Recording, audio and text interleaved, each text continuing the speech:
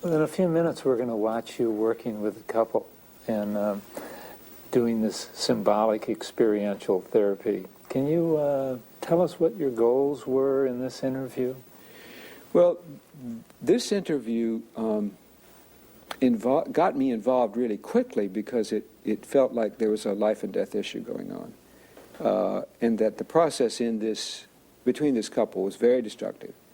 And I was worried about the life of one of these people. Because there was a health problem. Issue, and really connected with the way this guy was relating to the world. It was a physical life or death issue, Absolutely. not a psychological one.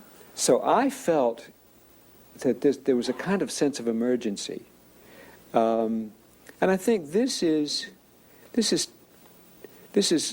a good example of the way in which you drop technique here, and you try to respond to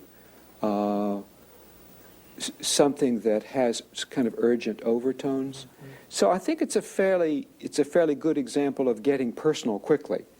One of the ways I connected with this is that I had a health problem recently. Mm-hmm. That was scary. It's been resolved, but it affected my family, my marriage, so I had a kind of personal involvement, and I think this is something that always happens to us, that there's something personal about this experience that we're seeing, so it involves us.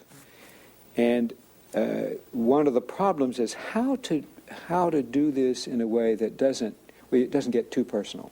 Mm-hmm. So I was wondering as I worked here, am I personalizing this too much? Am I getting too caught up into that? Right, and I talked with them about that at the end. I perhaps should have done it in the beginning.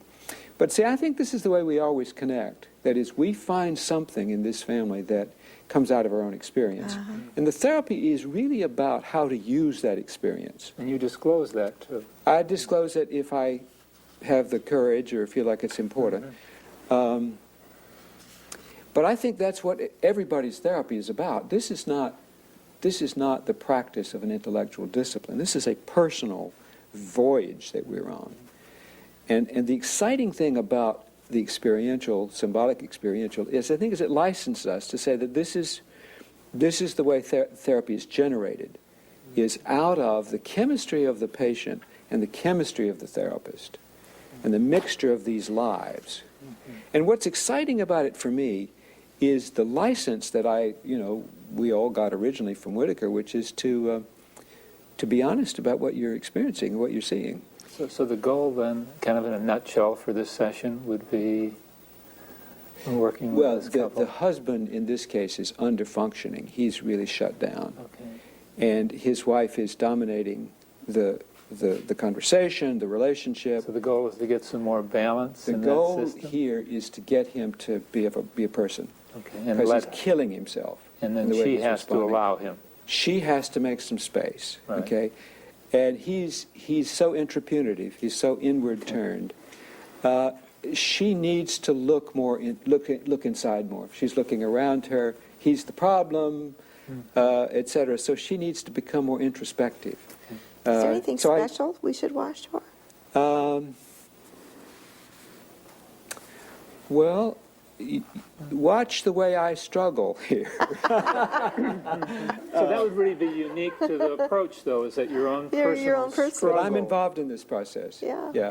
And that this is not a technical process I'm involved in here. Great. Well, I can't wait to watch it, Gus. Okay. Thank you. Great. Thank Sure. you. Yeah.